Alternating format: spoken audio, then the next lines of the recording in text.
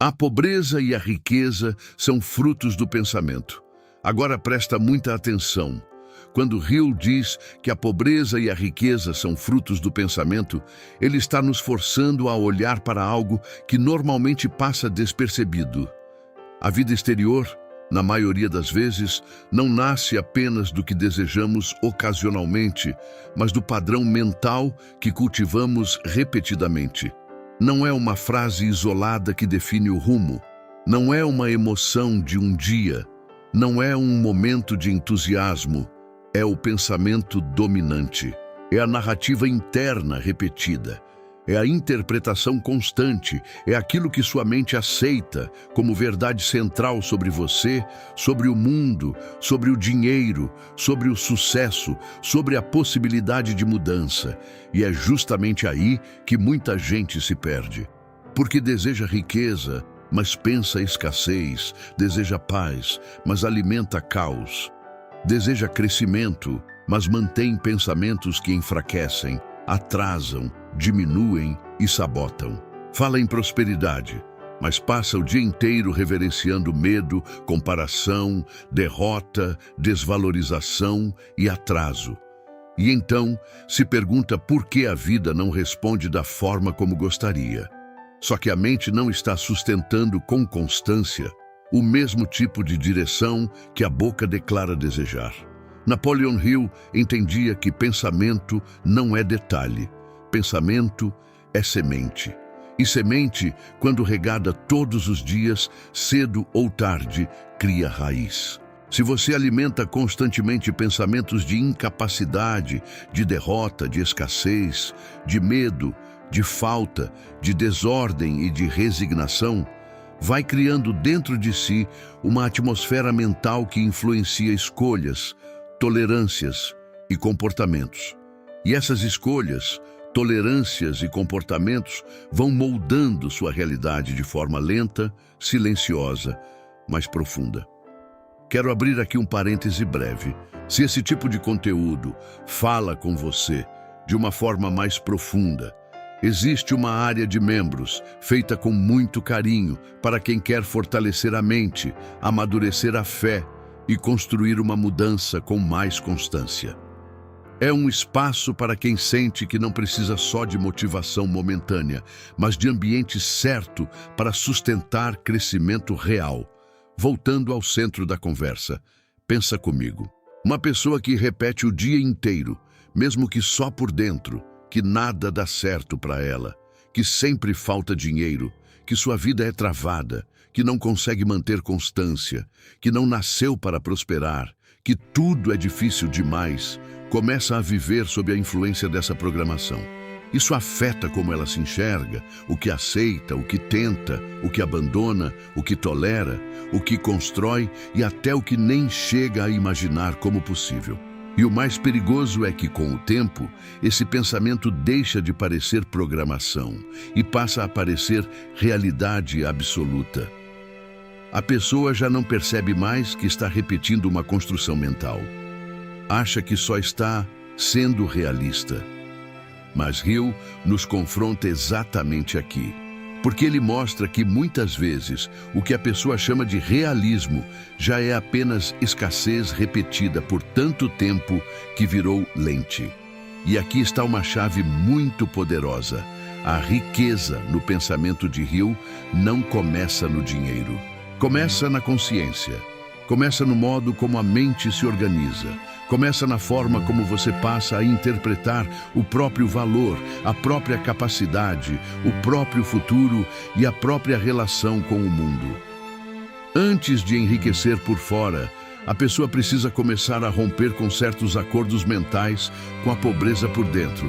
Isso é forte demais, porque significa que a pobreza não é apenas ausência de dinheiro. Muitas vezes, ela já está presente na forma como a pessoa se pensa, se fala, se trata, se limita e se sabota.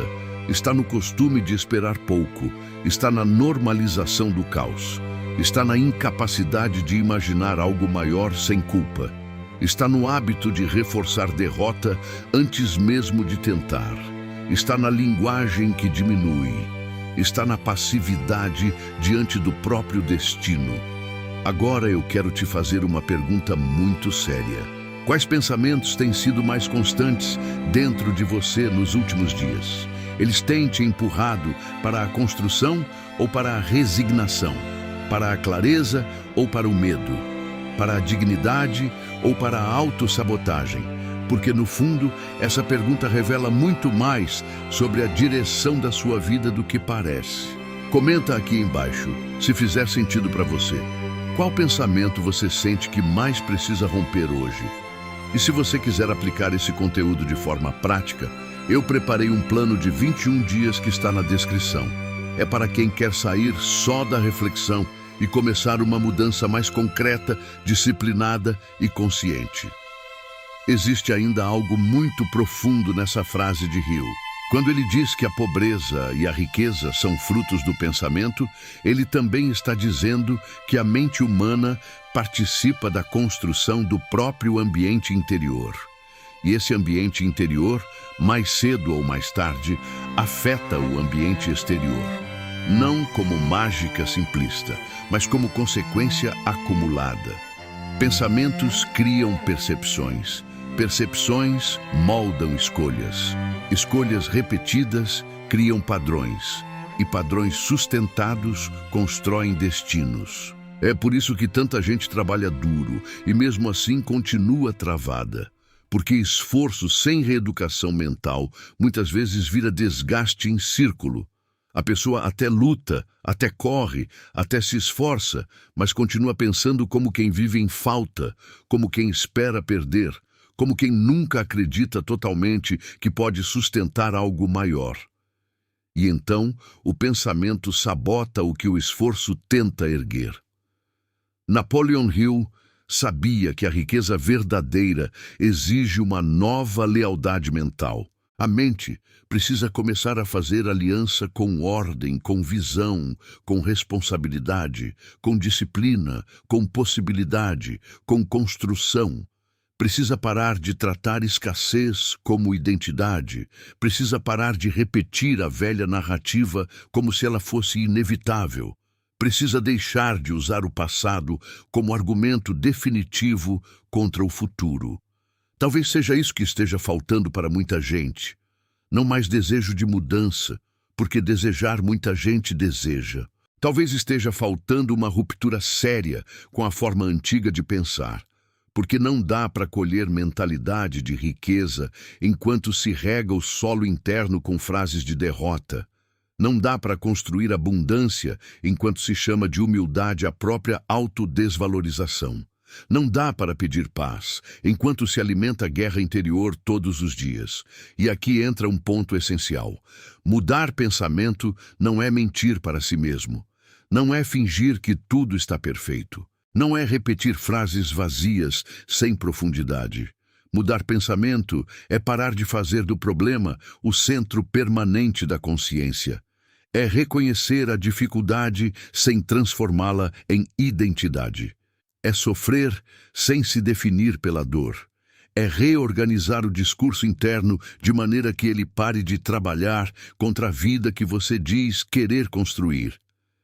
Talvez hoje a sua grande virada comece exatamente aqui, no ponto em que você decide que não vai mais usar a própria mente como fábrica de escassez. No ponto em que começa a vigiar palavras, percepções, reações e repetições. No ponto em que percebe que certos pensamentos não são neutros.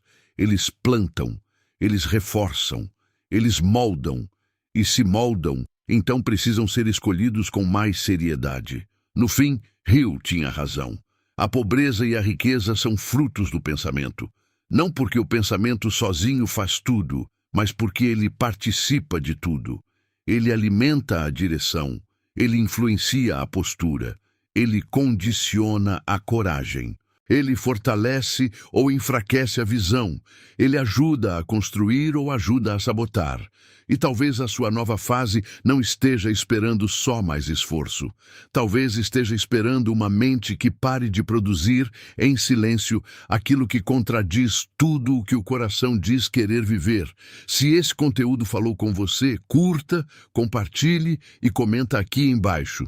Minha mente não vai mais produzir escassez. E para quem quer aprofundar esse processo com mais prática e direção, o plano de 21 dias está na descrição. E meu convite final, com carinho e sinceridade, é este. Venha para a área de membros se você sente que precisa de continuidade, profundidade e ambiente certo para sustentar o que está sendo reconstruído dentro de você. Porque talvez a riqueza que você tanto busca ainda não tenha aparecido por fora.